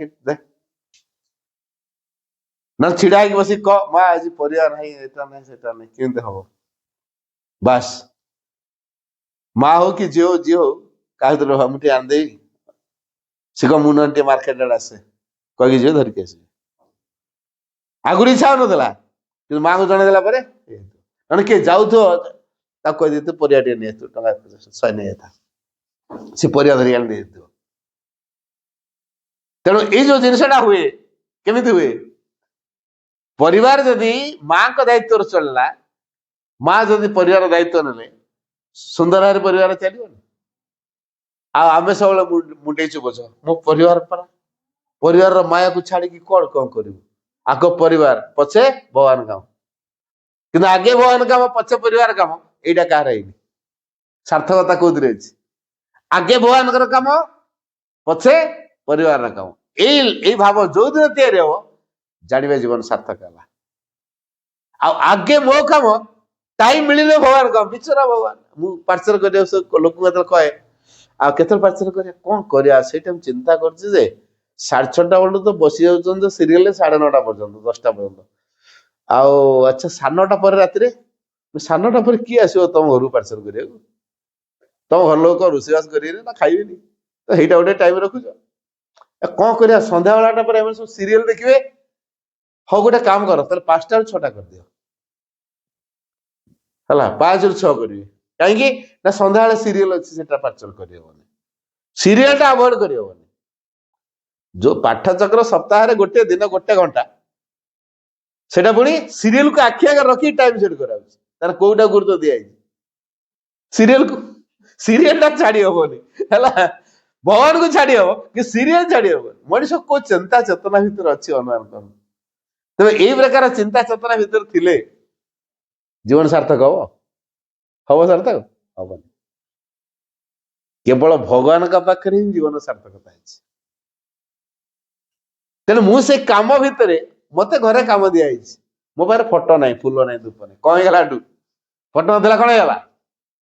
ଫୁଲ ନଥିଲା କଣ ହେଇଗଲା? ଧୂପ ନଥିଲା କଣ ହେଇଗଲା? ଭଗବାନ କଣ ଏଇଟା ଚାହିଁଛନ୍ତି? ଯିଏ ଭଗବାନ ସିଏ କେବେ ଚାହେଁନି ମୋ ଫଟୋ ରଖିଛ ନା ନାହିଁ, ମତେ ଫୁଲ ଦଉଛ ନା ନାହିଁ, ଧୂପ ଦଉଛ ନା ନାହିଁ, ଶଙ୍ଖ ଫୁକୁଛ ନା ନାହିଁ, ଦୀପ ଜଳଉଛ ନା ନାହିଁ, ଘଣ୍ଟି ମାରୁଛ ନା ନାହିଁ, ସେଇଟା ସେ ଖୋଜନ୍ତିନି। ଆଣ୍ଠୁ ମାରି ଜୁହାର ହଉଛ କି ନାହିଁ, ମୁଣ୍ଡ ଲଗେଇ ଜୁହାର ହଉଛ କି ନାହିଁ, ନା ସାଲୁଟ ମାରୁଛ, ସେଟାକୁ ସେ ଦେଖନ୍ତିନି। ଯିଏ ଭଗବାନ ସେ ଦେଖନ୍ତି ହୃଦୟର ଭାବକୁ। ଫଟୋ ନାହିଁ କିଛି ନାହିଁ, ଧୂପ ନାହିଁ କିଛି ନାହିଁ, ଫୁଲ ନାହିଁ କିଛି ନାହିଁ, ଭାବ ତ ଅଛି। ଆଖି ବୁଝିଦେଲେ ମୋ ଭଗବାନ ମତେ ଦେଖାହେଲେ, ଭିତରେ ତ ସ୍ମରଣ ରହିଲି, ତାଙ୍କ ଦ୍ୱାରା ପରିଚୟ ଦେଲି। ଯୋଉଠି ଛିଡା ହେଲି ସେଠି ଭଗବାନ ଦେଖାଦେଲେ, ଚାଲିଲେ ଭଗବାନ ଦେଖାଦେଲେ, କଥା କହିଲେ ଭଗବାନ ଦେଖାଦେଲେ, କାମ କଲାବେଳେ ଭଗବାନ ଦେଖାଦେଲେ। ଯଦି ସବୁ ସମୟରେ ଭଗବାନ ରହିଲେ ତାହେଲେ ଫଟୋ କଣ ଦରକାର, ଫୁଲ କଣ ଦରକାର, ଧୂପ କଣ ଦରକାର? କିଛି ଆବଶ୍ୟକ ନାହିଁ। ତେଣୁ ଯିଏ ମାଙ୍କ ମୁହଁକୁ ସବୁବେଳେ ଚାହୁଁଥିବ, ସବୁବେଳେ ମନେ ପକଉଥିବ, ସବୁବେଳେ ଡାକୁଥିବ, ସବୁବେଳେ ମା ମା କହୁଥିବ, ମାଙ୍କ ମୁହଁଟା ତାକୁ ବାରମ୍ବାର ବାରମ୍ବାର ଯିଏ ଚାହୁଁଥିବ, ଦେଖୁଥିବ, ତାକୁ ଚାଲିଲା ବେଳେ ସେ ମାଙ୍କ ଫଟୋ ଦେଖାଯିବ, କାମ କଲା ବେଳେ ସେ ମାଙ୍କ ଫଟୋ ଦେଖାଯିବ। ସେ ଆଉ ଭୁଲ ବାଟକୁ ଆପଣେଇ ପାରିବନି। ଏଇଥିପାଇଁ ଏଇ ଅଭ୍ୟାସଟା କରିବା ପାଇଁ ଫଟୋରେ ପ୍ରଥମେ ଦରକାର ହଉଛି। ଭିତରେ ସେ ଅବସ୍ଥା ତିଆରି ହେବା ପାଇଁ, ସେ ଭାବଟା ତିଆରି ହେବା ପାଇଁ ପ୍ରଥମେ ଫଟୋଟା ରଖାହଉଛି, ସାହାଯ୍ୟ କରିବ। ସେଥିରେ ଫଟୋ ଦରକାର, କିନ୍ତୁ ଭଗବାନଙ୍କୁ ଡାକିବାକୁ ଫଟୋର ଆବଶ୍ୟକ ସେଟା ନୁହେଁ, ଭାବର ଆବଶ୍ୟକ। ଭଗବାନଙ୍କର ଅନ୍ୟ ନାଁ କଣ ଜାଣିଛନ୍ତି? ଭାବଗ୍ରାହୀ। ଭାବଗ୍ରାହୀ ମାନେ ଭାବକୁ ଗ୍ରହଣ କରନ୍ତି ବୋଲି ତାଙ୍କ ନାଁ ହେଲା ଭାବଗ୍ରାହୀ। ସେ ଆମ ଭାବକୁ ଦେଖନ୍ତି। ଗୋଟେ ମଜା କଥା କହୁଛି, ଏଇ ଭାବର କଥା ପଡିଲା, ମୁଁ ଗୋଟେ ଛୋଟିଆ ଷ୍ଟୋରି ଟେ କହୁଛି। ଗୋଟେ ଗାଁରେ କିଛି ୟଙ୍ଗ ପିଲା ଚିନ୍ତା କଲେ ଏଥର ଦଶହରା ପୂଜା କରିବା, ଚାନ୍ଦା ଆଦାୟ କରିବା ଘର ଘରକା। ସେଇ ଗାଁରେ ଗୋଟେ ଛୋଟିଆ ପିଲା, ସେ ଛୁଆ ଦିନଠୁ ଚୋରି କରି ବର୍ତ୍ତମାନ ବଡ ଚୋର ହେଇଗଲାଣି। ସେ ବି ସେ ଦଳରେ ଅଛି, ଛୁଆ ଦିନଠୁ ଚୋରି କରିକିନା ପୁରା ଡକାୟତ ବନିଛି। ଯାହା ଘରୁ ଚୋରି କରିବାକୁ କହିବ ମାନେ ସେଦିନ ତା ଘରୁ ଚୋରି ହେଇଯିବ। ଯେତେ ପ୍ରୋଟେକ୍ସନ ଦଉଥାଉ, ଯେତେ ଜଗୁଆଳି ରଖିଥାଉ, କୋଉ ପଟେ ନେଇ ଚୋରି ତା ଘର ହବାଟା ନିଶ୍ଚିତ। ଏଇଭଳିଆ ଚୋର ସେ ଡିକ୍ଲାର ଦିଏ, ଆଜି ତମ ଘରୁ ଚୋରି ହବ, ଜଗିତା କୋଉ ପଟେ ସେ ଚୋରି କରି ନେଇଯିବ। ଏଇ ପ୍ରକାର ମାନେ ଡିକ୍ଲାର କରି ସେ ଚୋରି କରୁଛି ହେଲା। ୟାକୁ ଧଇଲେ ମାନେ ଭଲ ଇନକମ ଟା ହବ। ଦଶହରାଟା ଏଇନା ଲକ୍ଷ ଲକ୍ଷ ଟଙ୍କା ଖର୍ଚ୍ଚ ହବ, ୟାକୁ ଧରିବା। ଗାଁର ଯେ ସବୁଠୁ ବଡ ଧନୀ ତାଙ୍କ ଘରୁ ଗଲେ, କେତେ ଟଙ୍କା ଚାନ୍ଦା ରଖିଛ? ନା 1,00,000 ଟଙ୍କା ସେ ଦବ। 1,00,000 ସେ ଦବ? ହଉ ଯିବା ଦେଖିବା। ଯାଇକି ଧନୀ ଘରେ କହିଲେ ତମ ଚାନ୍ଦା ହଉଛି 1,00,000 ଟଙ୍କା। 1,00,000 ଟଙ୍କା 11 ଟଙ୍କା ନବ ତ ନିଅ, ନହେଲେ ପଳା। ଇଏ 1,00,000 ଟଙ୍କା କହିଲା ବେଳେ ସେ କହୁଛି 11 ଟଙ୍କା ହେଲା। ହଉ ଠିକ ଅଛି, ରଖିଥ 11 ଟଙ୍କା ରଖିଥ, ଦରକାର ଆସିବ। ଆଉ ଆଣିଲେନି। କେତେ ଲକ୍ଷ ତା ଘରୁ ଯିବ, 1,00,000 ଟଙ୍କା ଦବନି କଣ? କେତେ ଲକ୍ଷ ତା ଘରୁ ଯିବ, ବ୍ୟସ୍ତ ହବ ନା। ମାଗିଲୁ ଭଲରେ ଦେଲାନି, ଆଉ ଦେଲାନି ତ ସବୁ ଯିବ, ଅସୁବିଧା କୋଉଠି ରହିଲା। ଚାଲ, ଇଏ ତାର ଛପିଲା ଆଉ ତା ଘରୁ ଚୋରି ହବ ବୋଲି ଆଉ। କୋଉଠି ଛପିଲା? ସିଡି ଘର ତଳେ ଛପିଲା। ସିଡି ଘରକୁ ଲାଗିକି ତାଙ୍କର ଠାକୁର ଘର ଅଛି। ବ୍ରାହ୍ମଣ ପରିବାର। ଏଇ ଯୋଉ ବ୍ରାହ୍ମଣ ପରିବାର ସନ୍ଧ୍ୟାବେଳେ ଭାଗବତ ପଢା ହଉଛି। ଭାଗବତରେ ଦଶମ ସ୍କନ୍ଧ ପଢା ହଉଛି। ସେଥିରେ ପୁଣି ଶ୍ରୀକୃଷ୍ଣଙ୍କର ବର୍ଣ୍ଣନା ଚାଲିଛି। ଇଏ ଝରକା ପଟେ ଥାଇକି ଶୁଭୁଛି ହେଲା, ସିଡି ଘରକୁ ଲାଗି ଘରଟା ତ ଶୁଭୁଛି। ଆଉ ଶ୍ରୀକୃଷ୍ଣ କେମିତି 7 ବର୍ଷିଆ ପିଲା ଯମୁନା ନଈ କୂଳକୁ ଯାଆନ୍ତି, ଗୋରୁ ଚରିବା ପାଇଁ ଯାଆନ୍ତି। ମୁଣ୍ଡରେ ମୁକୁଟ, କର୍ଣ୍ଣରେ କୁଣ୍ଡଳ, ଗଳାରେ ରତ୍ନହାର, ବାହୁରେ କବଚ, ଅଣ୍ଟାରେ ଅଣ୍ଟି ସୁତା, ହାତରେ ବଂଶୀ, ମୁଣ୍ଡରେ ମୟୂର ଚନ୍ଦ୍ରିକା, ଏମିତି କେତେ କେତେ କଥା ସବୁ ପିନ୍ଧିଛନ୍ତି। ଦାମିକା ଗହଣା ସବୁ ହୀରା ଲୀଳା ମୋତି ମାଣିକର ଗହଣା, କୋଟି କୋଟି ଟଙ୍କା ତା ଦାମ। ପିଲା ଚୋର ଚିନ୍ତା କଲା, ଆରେ 7 ବର୍ଷିଆ ପିଲାଟା ଏତେ ଗହଣା ପିନ୍ଧିଛି, ତ କୋଟି କୋଟି ଟଙ୍କା ହବ। ହୀରାର ମୁକୁଟଟା ମାନେ ଏତେ କୋଟି କୋଟି ଟଙ୍କା। ତାହେଲେ ଧନୀ ଘର ଲୋକଟା ଏଟା କେତେ ଟଙ୍କା ତା ଘରେ ରଖିଛି କି? ଘରେ ତ ଏଟା 1,00,000 ଟଙ୍କା କି 2,00,000 ରଖିଥିବ, କେତେ ଆଉ ରଖିଥିବ? କୋଟିଏ ଟଙ୍କା ମିଳିବ? ପିଲାଟା ତ 7 ବର୍ଷିଆ ପିଲାଟା, ଧମକେଇ ଦେଲେ ଦେଇଦବ। ଏଠି କାହିଁ ଚୋରି କରିବା? ତାହେଲେ ଚିନ୍ତା କଲା, ଏ ପିଲାର ଠିକଣାଟା କୋଉଠି ତାକୁ ଟିକେ ପଚାରିବାକୁ ପଡିବ। ହେଲା, ସେ ପଢୁଛି ନା ପିଲା ବିଷୟରେ ବହିରେ, ସେ ଜାଣିଥିବ ପିଲାର ଠିକଣାଟା କୋଉଠି। ଏ ଚୁପି ଖସିଗଲା। ତାପରେ ଆସିଲା, ଆଚ୍ଛା ନନା, ମୋର ଗୋଟେ ଅର୍ଜେଣ୍ଟ କାମ ପାଇଁ ତମ ଘରକୁ ଆସିଲି। କଣ କାମ? ମୋ ଘରେ? ନାଇଁ, ତମ ଘରେ କିଛି କାମ ନାହିଁ, ତମ ପାଖରେ କାମ। ସେ କୃଷ୍ଣ ବୋଲି ଗୋଟେ ପିଲା କିଏ ଯମୁନା ନଈ କୂଳକୁ ଗାଈ ଚରିବାକୁ ଯାଏ, ଆଉ 7 ବର୍ଷିଆ ପିଲାଟେ, ତା ଆଡ୍ରେସଟା କୋଉଠି? କଣ କାମ ଅଛି କି? ଅଛି, ସେ ଗୁଡେ ଗହଣା ପିନ୍ଧିଛି, ତେଣୁ ମୁଁ ସେ ଗହଣା ଟିକେ ନେବି। ଆଉ ଆଚ୍ଛା ଆଚ୍ଛା। ନନା ଚିନ୍ତା କଲା, ଏଟାକୁ ବାମ ବୁଦ୍ଧି ଦେଖାଦେଲାଣି। ଆଉ ସେ ତ ଲୋକଙ୍କଠୁ ଯାହା ଚୋରି କରୁଥିଲା, ବର୍ତ୍ତମାନ ଭଗବାନଙ୍କଠୁ ଚୋରି କରିବା ପାଇଁ ଚିନ୍ତା କଲାଣି। ଏଟା ମରିବାଟା ନିଶ୍ଚିତ। ତାକୁ ଗୋଟେ ଭୁଲ ଠିକଣା ବତେଇଦେଲା। ଏଇ ଯୋଉ ଭୁଲ ଠିକଣାଟି ବତେଇଲା, ଗୋଟେ ଗଣ୍ଡ ଜାଗାରେ ଯେମିତି ପହଞ୍ଚିବ, ଆଉ ଗଣ୍ଡରେ ପଡିଲା ମତେ ମରିବ, ଆଉ ସଇଲା। ଆଉ ବଞ୍ଚିବ ତ ସେ ଆସିବ ମତେ ମାରିବ। ତେଣୁ ଗୋଟେ ଭୁଲ ଠିକଣା ବତେଇଦେଲା। ନନା ଦେଖ, ଯଦି ତମ ଠିକଣାଟା ଠିକ ହେଲା, ମତେ ସେ ପିଲା ଭେଟ ମିଳିବ, ମୁଁ ପିଲାଠୁ କିଛି ଆଣିବି। ଠିକ ହେଲା ମାନେ ମୁଁ ପିଲାଠୁ ନିଶ୍ଚୟ ଆଣିବି। ଆଉ ଆଣିଲେ ତମର 50, ମୋର 50, ତମର ଅଧା, ମୋର ଅଧା। କିନ୍ତୁ ଯଦି ତମେ ଭୁଲ ଠିକଣା ବତେଇଥାଅ, ମୁଁ ଯଦି ଭୁଲ ଜାଗାରେ ପହଞ୍ଚିଲି, ତାହେଲେ ଆସିଲେ ସଫା କରିଦେବି। ବ୍ରାହ୍ମଣକୁ ନିଦ ହଉଥିବ ନା? ଆଉ ସେ ତ ଭୁଲ ଠିକଣା ବତେଇଛି। ଯେମିତି ଗୋଟେ ଗଣ୍ଡରେ ପଡିବ ମରିବ, ପ୍ଲାନ କରିକି ଗୋଟେ ଭୁଲ ଠିକଣା ବତେଇଛି। ତେଣୁ ପ୍ରତି ମୁହୂର୍ତ୍ତରେ ଛାତି ଧର ଧର, କେତେବେଳେ ଆସିବ କି ଭସି ଚୁରି ମାରିଦବ, ହେଲା, ବେକ କାଟିଦବ। ତେଣୁ ସବୁବେଳେ ଖାଲି ତା ଛାତି ଧଡଧଡ ହଉଛି। କିନ୍ତୁ ସେ ଯୋଉ ପ୍ରକାର ଶୁଣିଥିଲା ଭାଗବତରେ ପଢିଲା ବେଳେ, ସେଇ ପ୍ରକାର ରୂପକୁ କଳ୍ପନା କଲା। କେମିତି ଦେଖା ହଉଥିବ ପିଲା, ମୁଁ ଚିହ୍ନି ପାରିବି ନା ନାହିଁ। 7 ବର୍ଷିଆ ପିଲାଟା, ମୁଣ୍ଡରେ ଏମିତି ମୁକୁଟ ଲାଗିଥିବ, ପୁଣି ମୟୂର ଚନ୍ଦ୍ରିକା ଲାଗିଥିବ, ଗଳା ହାର ଥିବ, ରତ୍ନ କୁଣ୍ଡଳ ଥିବ, ଏମିତି କେମିତି ଦେଖା ଯାଉଥିବ। କଳ୍ପନାରେ ଆଣିଲା ଶ୍ରୀକୃଷ୍ଣଙ୍କୁ। ଆଉ କଳ୍ପନାରେ ଭାବିଲା କୃଷ୍ଣ କେମିତିକା ହେଇଥିବେ, ଭାବିଲା ଭାବିଲା ଭାବିଲା ଭାବିଲା ଭାବିଲା ଭାବିଲା ତାକୁ ସତୁ ହତ ସେଇଭଳିଆ ଜଙ୍ଗଲ ଦେଖାହେଲା, ସତୁ ହତ ଭଳିଆ ପଡିଆ ଦେଖାହେଲା, ସେ ସତୁ ସତ ସେଭଳିଆ ଯମୁନା ନଦୀ ଦେଖାହେଲା, ସେଭଳି କଦମ ଗଛ ଦେଖାହେଲା, ସେଭଳି ଗଣ୍ଡ ମଧ୍ୟ ଦେଖାହେଲା। ନଦୀ ବି ପାର ହେଇଗଲା, କେମିତି ଫୁସିକି ଚାଲିକି ପଳେଇଲା, ନଦୀ ପାର ହେଇଗଲା।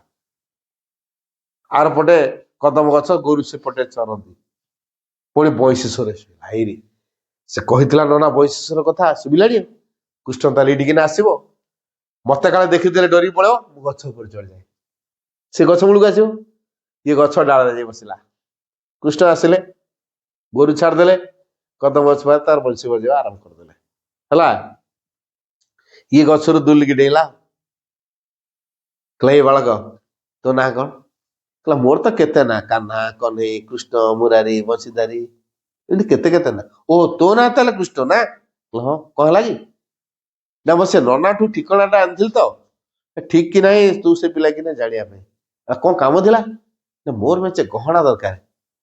ଆଉ କହିଲା, ହଁ ନେଇଯାଅ ମୋର ଗହଣାଟା, ଆମର ତ ଘରେ ଆହୁରି ଗହଣା ଅଛି, ନିଅ, ଯୋଉଟା ତମର ଚଏସ୍ ସେଟା ନେଇଯାଅ। ସେ କହିଲା ମୁକୁଟଟା ଦାମ ଅଧିକା ହବ। ଲୋଭ ଲାଗିଲା ଆଗେ ମୁକୁଟଟା ହେଲା। ମୁକୁଟଟା କାଢିଲା। ମୁକୁଟଟା କାଢିଦେଲା ପରେ ପିଲାଟା ଭାରି ଅସୁନ୍ଦର ଦେଖାଗଲା। କ୍ଲାସ୍ ମୁକୁଟଟା ଖୋଲିଦେଲା ପିଲାଟା ବଡ ଅସୁନ୍ଦର। ମୁକୁଟଟା ଥିଲା କେଡେ ସୁନ୍ଦର ଦେଖା ଯାଉଥିଲା। ମୁକୁଟଟା କାଢିଦେଲା ବେଳକୁ ପିଲାଟା ଅସୁନ୍ଦର ଦେଖା ଯାଉଛି। ନା ନା ମୁକୁଟଟା ପିନ୍ଧେଇଦେଲା। ରତ୍ନ ହାରଟା ଖୋଲିଲେ। କହିଲା ନା ଏ ହାରଟା ତ ବଢିଆ ମାନୁଛି। ଖୋଲିଲା ବେଳକୁ ଅସୁନ୍ଦର ଦେଖା ଯାଉଛି। ହାରଟା ପିନ୍ଧିଥାଉ। ଏମିତି ଯୋଉଟା କାଢିଲା ପୁଣି ସେଇଟା ପିନ୍ଧେଇଦେଲା। କାନରୁ ଖୋଲିଲା, ବେକରୁ ଖୋଲିଲା, ଅଣ୍ଟାରୁ ଖୋଲିଲା, ବାହୁରୁ ଖୋଲିଲା, ସବୁଠୁ ଖୋଲିଲା କିନ୍ତୁ ପୁଣି ପିନ୍ଧେଇଦେଲା। ପିଲା ଶେଷରେ କହିଲା ତମେ ତ ଯୋଉଟା ଖୋଲିଲ ସେଇଟା ପିନ୍ଧେଇଦେଲ, ନବ କୋଉଟା? କହିଲା ହଁ ପରା। କହିଲା କାହିଁକି ନେଇପାରୁନ? ତୁ ଏତେ ସୁନ୍ଦର ଲାଗୁଛୁ ଯେ ତା ତୁଳନାରେ ଗହଣାଟା କିଛି ନୁହେଁ ରେ ବାବା। ହେଲା କହିଲା ଆଚ୍ଛା ଆଚ୍ଛା ତମକୁ ବହୁତ ସୁନ୍ଦର ଲାଗୁଛି ନା, କିନ୍ତୁ ଗହଣା ନେବାକୁ ଇଚ୍ଛା, ହେଲେ ମୋ ସୁନ୍ଦର ପାଇଁ ତମେ ନେଇପାରୁନ ନା। ଗୋଟେ କାମ କର, ମୁଁ ଘରକୁ ଯିବି 2 ମିନିଟରେ ଝୁଡିଏ ଗହଣା ଧରିକି ଆସିବି, ତମେ ଖାଲି ମୋ ଗାଈଟା ଜଗିଥିବ। ତ ହଁ ଯାଉନ, ଯା ମୁଁ ଜଗିଛି ତୋ ଗାଈକି, ଯା। ତାପରେ ପିଲା କୃଷ୍ଣ ଯୋଉ ଗଲେ, ଇଏ ଯୋଉ ଚୋର ଜଗିଲା ଗାଈ ଆଉ 2 ମିନିଟ ଲାଗିଲା। କୃଷ୍ଣ ଗଲେ ଝୁଡିଏ ଗହଣା ଧରିକି ଆଇଲେ। ନେଇଯାଅ। କହିଲେ ବାଃ ଏତେ ଗୁଡିଏ ଗହଣା, ହୁଏତ ପିଲାଠି ଝୁଡିଏ ବାହାରିବନି, ଇଏ ତ ପୁରା ଝୁଡିଏ ଧରିକି ଆସିଛି। କୋଟି କୋଟି ଟଙ୍କାର ଗହଣା ଧରିକି ଆସିଛି। ପିଲାଟା କେତେ ବଢିଆ, ମାଗି ଦଉଡିକି ଦେଇ ଦଉଛି, ଧମକା ଧମକି ବି ନାହିଁ। ନାଲି ଆଖି ଦେଖେନି, କେଟା ପ୍ରେମ ସେ ଖୁସି ମନରେ ସେ ଦେଇ ଦଉଛି। ପିଲାଟା ବଢିଆ ପିଲା। ଏମିତି ପିଲାର ଯୋଉ ଭଲ ଗୁଣଟାକୁ ଚିନ୍ତା କରିକି ଆସିଲା। ଆସି କୋଉଠି ପହଞ୍ଚିଗଲା? କହିଲା ଦେଖ ତମର ଯଦି ଆଉ ଦରକାର କହିବ, ଆମ ଘରେ ଆହୁରି ବି ଅଛି। ଆହୁରି ଅଛି? କହିଲା ହଁ, ତମର ଯେତେ ଦରକାର ଆସିବ ନା ମୁଁ ଦେବି। ହେଲା। ତେଣୁ ପିଲାର ଏତେ ଉଦାର, ଏତେ ବଦାନ୍ୟ, ଏଇ ଯୋଉ ମହାନ ଗୁଣ, ପିଲା କଥା ଭାବିକା ଆସିକି ପହଞ୍ଚିଗଲା କୋଉଠି? ବ୍ରାହ୍ମଣ ଘରେ। କବାଟ ଖଣ୍ଡ ଖଣ୍ଡ କଲା। ନନା କହିଲା ନନା ମୁଁ ଆସିଲି ବା, କବାଟ ଖୋଲ। ସେ କବାଟ ଖୋଲିବ? ସେ ତ ଭୁଲ ଠିକଣା ବତେଇଥିଲା ନା। ବର୍ତ୍ତମାନ କଣ ଭାବୁଥିବ? ଆସିଲା ଏଇନା ମତେ ମର୍ଡର କରିବ, ଆଉ କବାଟ ଖୋଲିବ ଡରିକି? ଡରି ଯାଉଛ କି? ଆଗ ଝରକା ପଟେ ଦେଖ, ତାପରେ କବାଟ ଖୋଲ। ଦେଖ ମୁଁ କଣ ଧରିଛି। ଦେଖିଲା ଝୁଡିଏ ଗହଣା ଧରିଛି। ମୁଁ ଆଣିଛି ପରା 50-50 କରିବା, ତମର ଅଧା ମୋର ଅଧା କରିବା। ମୁଁ ସେଥିପାଇଁ ଆସିଛି, ଦେଖ ଆଗ ଝରକାରେ। ଯେମିତି ଝରକାର ଦେଖିଦେଲା ଝୁଡିଏ ଗହଣା, କବାଟଟା ଖୋଲିବ ନା ନାଇଁ? ଫୁଡିଗଲା, ଖୋଲା ଭିତରୁ କାଳେ କିଏ ଦେଖିଦେବେ, ଭାଗ ନେଇଯିବେ। ହେଲା, ଡାକି ନେଇଗଲା, ଭାଗ ହେଇଗଲା। ତାପରେ ସେ ପିଲାଟା ଏତେ ବଢିଆ ପିଲା, ମାଗି ଦେଇଛି ଏତିକି ଦେଇ ଦେଇଛି, ପୁଣି କହିଛି ଯେ ଦରକାର ହବ ଆଉ ଦେବି, ଆହୁରି ଆମର ଘରେ ଅଛି। କାହା ଦରକାର? ହଁ ଏଥର ମୁଁ ତୋ ସହିତ ଯିବି। ଚାଲ, ଠିକଣା ପାଇଗଲା। ବର୍ତ୍ତମାନ ବ୍ରାହ୍ମଣ କଣ ଭାବୁଛି? ଏଥର ମୁଁ ତୋ ସହିତ ଯିବି। ବର୍ତ୍ତମାନ ଚୋର ଆଉ ବ୍ରାହ୍ମଣ ଦିଜଣ ଯାକ ଯାଉଛନ୍ତି। ଚୋରକୁ ସେଇଭଳିଆ ଜଙ୍ଗଲ ଦେଖାଗଲା, ପାହାଡ ଦେଖାଗଲା, ଝରଣା ଦେଖାଗଲା, ଝରଣା ପାର ହେଇଗଲା, ନଦୀ ଦେଖାଗଲା, ନଦୀ ପାର ହେଇଗଲା, ଯମୁନା ନଦୀ ପାର ହେଇଗଲା, ଗଣ୍ଡ ଦେଖାଗଲା, ତାପରେ ସେ କଦମ ଗଛ ଦେଖାଗଲା, ବୈଶରେ ଶୁଭାଗଲା। ତାପରେ ସେ ପିଲା ମଧ୍ୟ ଆସି ଦେଖାଗଲା। ନନା ବି ମଧ୍ୟ ଯାଉଛି, ନନାକୁ କିଛି ଦେଖାହଉନି। କହିଲା ଇଏ ହଉଛି ସେ ପିଲା। କହିଲା କି କୋଉଟା? ତୁ ସାମ୍ନାରେ ପରା ଛିଡା ହେଇଛି। ନା ମୁଁ ତ ଦେଖିପାରୁନି। କଣ ତମ ଅନ୍ଧ ନା କଣ? ଏଟା ତମ ସାମ୍ନାରେ ପୁରା ଛିଡା ହେଇଛି। କହିଲା ନା ମୁଁ ଦେଖିପାରୁନି। କଣ କହୁଛ ମୁଁ ଦେଖିପାରୁନ? ସେଠୁ ପଚାରିଲା, ଆଚ୍ଛା ବାଳକ କିଛି ମେଜିକ କଲ କି? ତୋ ସାମ୍ନାରେ ତ ବ୍ରାହ୍ମଣ ନନା ଅଛି, ମୁଁ ଅଛି, ମୁଁ ଦେଖିପାରୁଛି ତତେ, ଏ ନନା କାହିଁକି ଦେଖିପାରୁନି?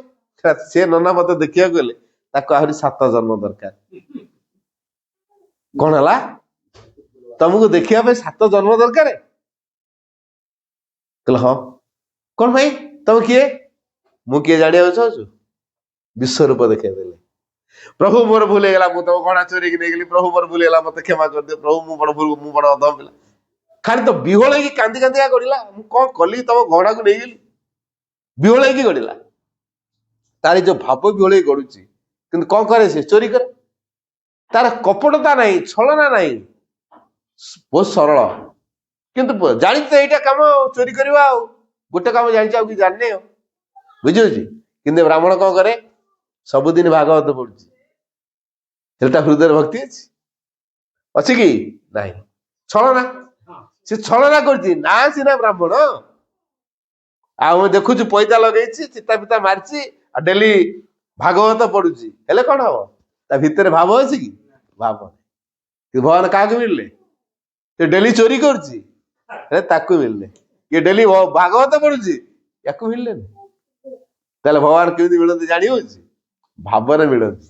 ଆମର ଭାବ ଦରକାର, ବାହ୍ୟ ଡେକୋରମ ଦରକାର ନାହିଁ। ମୁଁ ବହୁତ ଚାକଚକ୍ୟ କରିଦେବି, ଇଏ କରିଦେବି, ପୁରା ଭଗବାନ କଣ ଏଠି ପଳେଇ ଆସିବେ? ଚାକଚକ୍ୟକୁ ଦେଖି ଭଗବାନ ଆସନ୍ତି, ଭାବକୁ ଦେଖି ଭଗବାନ ଆସନ୍ତି। ହୃଦୟରେ କେତେ ବ୍ୟାକୁଳତାର ଭାବ ରଖିଛୁ, ସେ ଭାବ ଅନୁସାରେ ଭଗବାନଙ୍କୁ ମିଳିବେ। ଭାବ ଦରକାର, ବୁଝିଗଲା? ଯଦି ଭାବ ନାହିଁ ତାହେଲେ ଆମେ ଦରିଦ୍ର ହେଇକି ସମୟ ରହିବା। ଭାବ ଯଦି ଅଛି ଭଗବାନଙ୍କ ସହିତ ମିଳେ। ଭଗବାନ ପାଖରେ କଣ ନାହିଁ କୁହନ୍ତୁ? ଭଗବାନ ପାଖରେ କଣ ନାହିଁ? କୋଉ କଥାଟା ଭଗବାନ ପାଖରେ ନାହିଁ ଯୋଉଟା ଖାଲି ମଣିଷ ପାଖରେ ଅଛି? ଯାହା ଭଗବାନ ପାଖରେ ଅଛି ସେଇଟା ଆମ ପାଖରେ ଅଛି।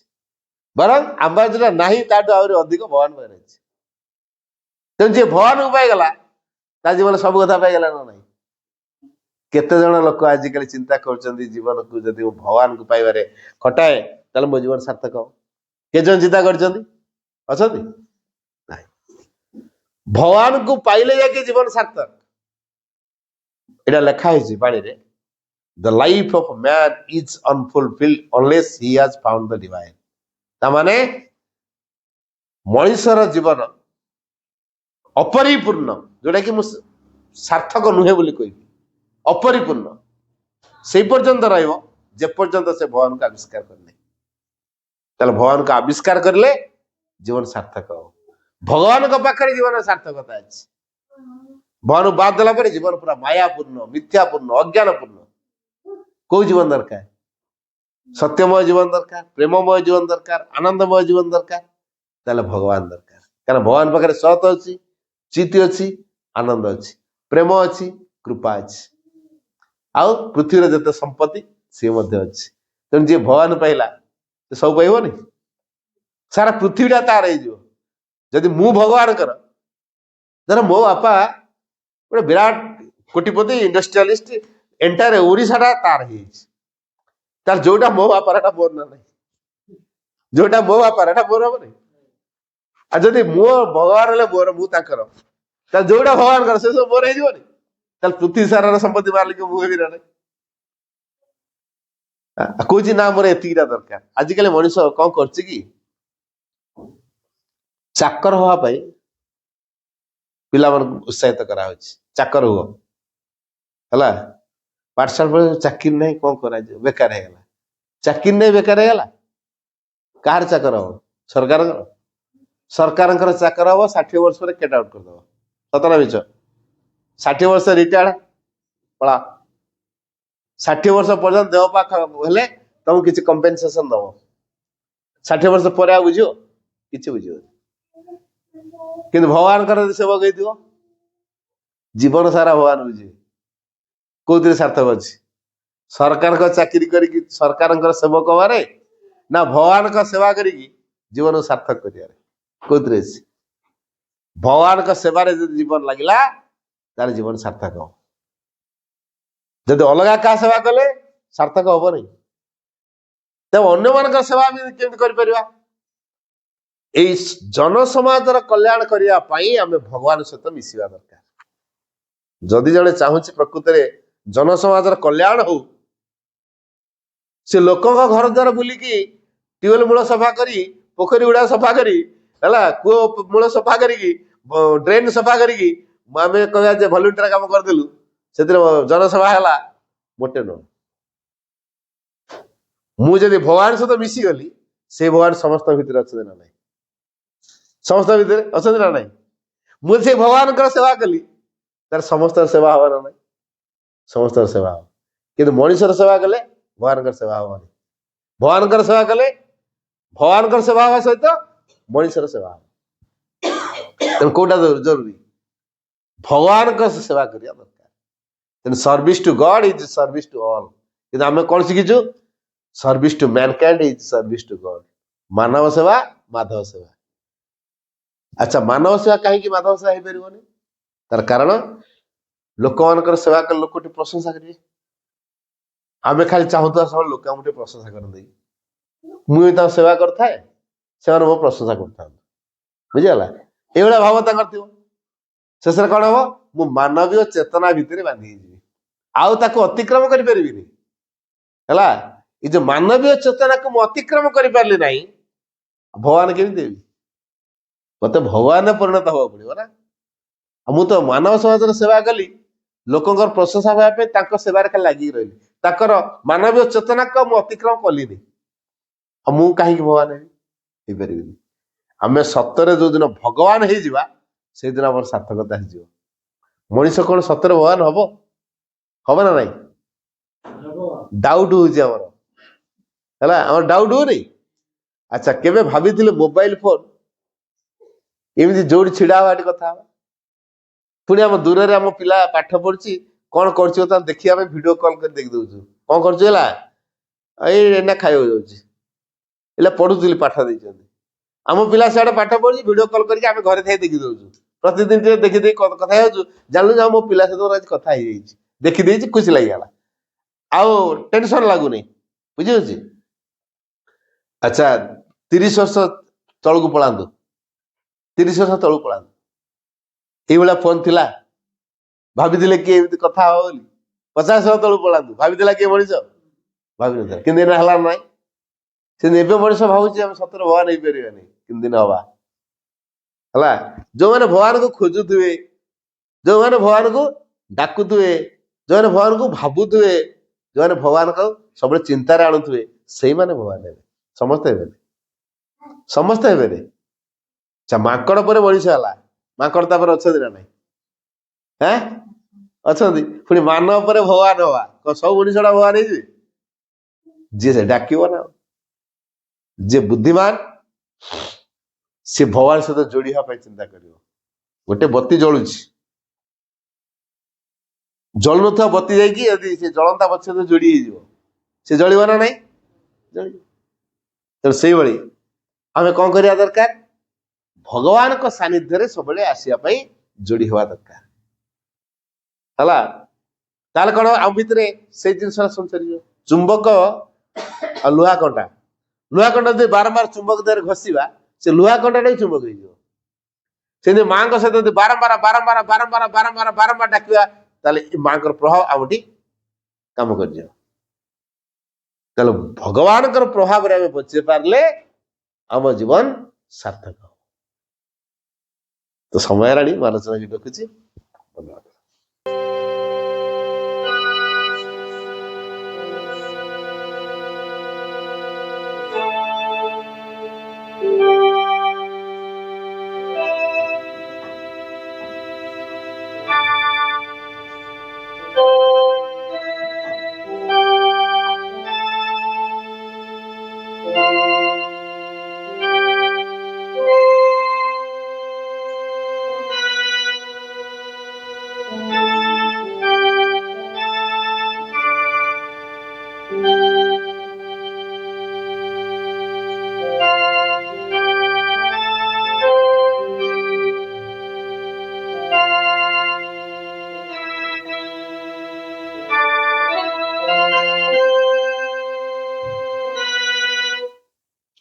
O Supreme Lord, eternal truth, let us obey thee alone and live according to truth. परमोच्च प्रभु सत्य नित्य तामेव केवलम अनुवर्ता महि सत्यम अनुजीवाम केवलम। हे परम प्रभु चिरंतन सत्य, आमे केवल तुमरी आज्ञा बोह होई उठू ओ सत्यर विधान को आश्रय करी जीवन धारण करू। ओं आनंदमयी चैतन्यमयी सत्यमयी परमे। ओं शांति शांति शांति।